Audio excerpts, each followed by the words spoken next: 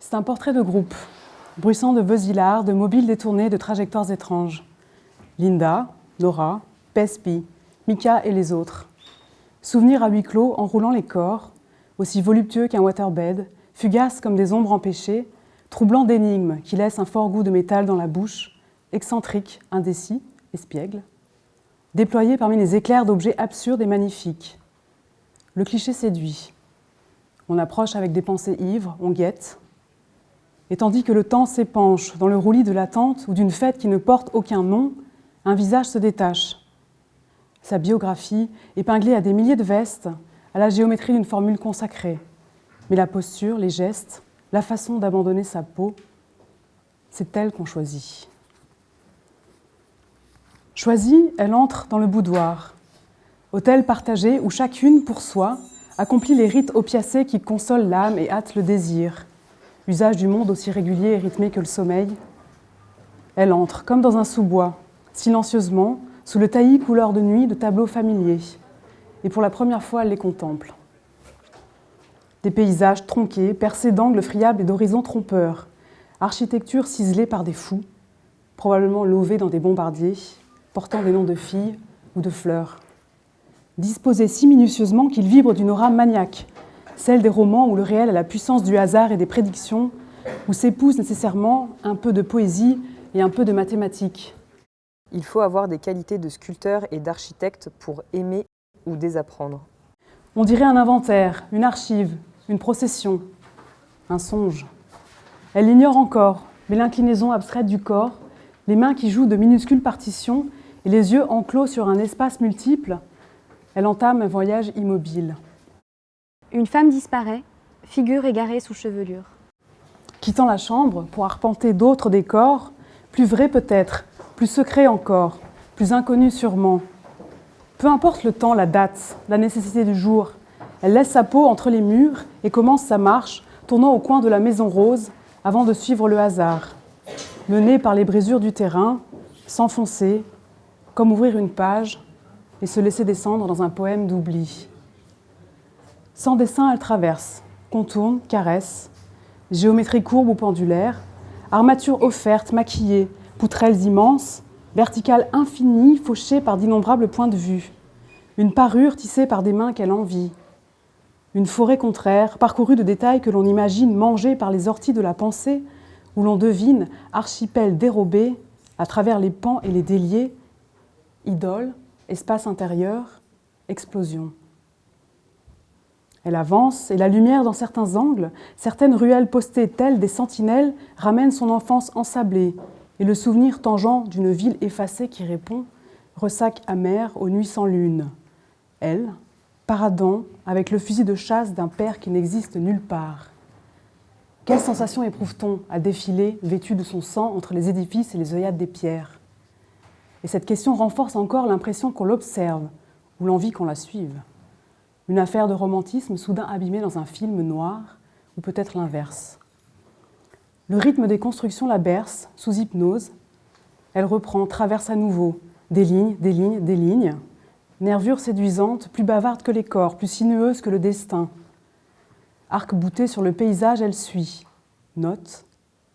Masses effilées ou lourdes comme des cadavres. Surface, découpe, enchevêtrée ou claire. Épiphanie saisie dans une croisée lumineuse.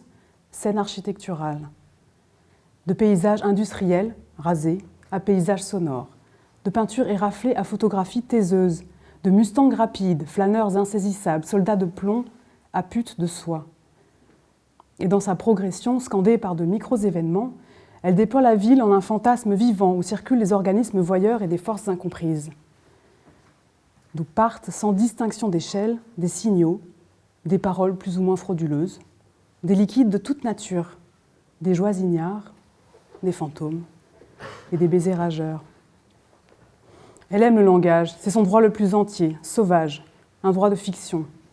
Et dans son opaque mobilité, dans l'espace ainsi ouvert, elle se construit. Les tableaux qu'elle encoche dans le bois de l'atmosphère l'accompagnent, suspendus au-dessus d'elle. Comme cet homme, traversant le vide entre deux ombres jumelles, un jour brûlant d'été, porté par l'équilibre de ses désirs. Couché dans l'eau nerveuse du ciel, son désir prend la forme de l'errance. Des mains adorables peut-être la guident. Elle sait qu'elle est vue, mais elle voit. Et passant sous des arcs que d'autres ne dévinent plus, se révèlent d'étranges perspectives. Leur profil de palimpseste invite à la chute ou à la conversation. Mais seule, alors que s'épanouit en elle une promesse énoncée dans des lieux antérieurs, ici réactivée, un écho lui parvient, une vague. « Forget me not, forget me not ». À l'arrêt, devant le soleil équerre, dans les trouées inframinces de la mélancolie, des sensations déguisées en souvenirs se lèvent telles des pierres. Elle pense à un cinéma de poche et à un drame nébuleux qui bouclait sur des objets totémiques et des anatomies burlesques. Elle pense à une silhouette opérant dans le noir, aux armures polies d'un corps gigantesque, à un parfum de tubéreuse légèrement inquiétant, et tatoué sur ses doigts 3 larmes de jalousie, un archipel, un poignard, une femme coupée en 2. Elle pense au rébut d'une intrigue, d'une étreinte, et à la jungle qui prolifère à l'intérieur d'elle-même, à l'électricité qui vrille vos cheveux quand vous longez la côte, à une lettre d'amour, aux insomnies qui cherchent à s'enrouler dans le cosmos en vain. Abandonnée au milieu de toutes ces traces, l'envie de fuir l'enserre, mais un impératif soudain, aussi violent et fauve que les passions qui hantent les films dont on a caché la clé, la ramène à son point de départ, essoufflée, à son point de départ, l'origine de toute chose dans la maison de poupée. Brutalement, l'image se tarit, aussi indéchiffrable que l'eau et les rêves. Alors elle revient. Boudoir, tableau étrangement familier, voix qui meurt sur un rivage de cuir. Scène, c'est à elle. C'est à elle, et elle file les gestes 100 fois appris, truqués, enfiévrés et précis. C'est à elle. À son tour, elle s'avance, nue, vaguement encerclée, épiée par des ombres souriantes telles des sphinx, érodées seulement par le plaisir. Et là, en tenue de verre, absente, le lieu lui revient.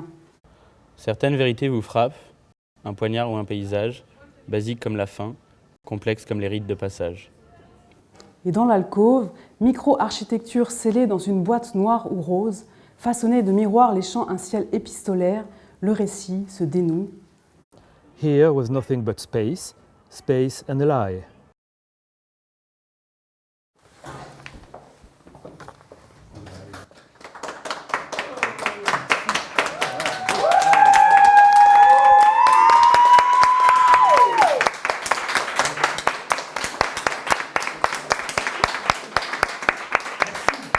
Merci.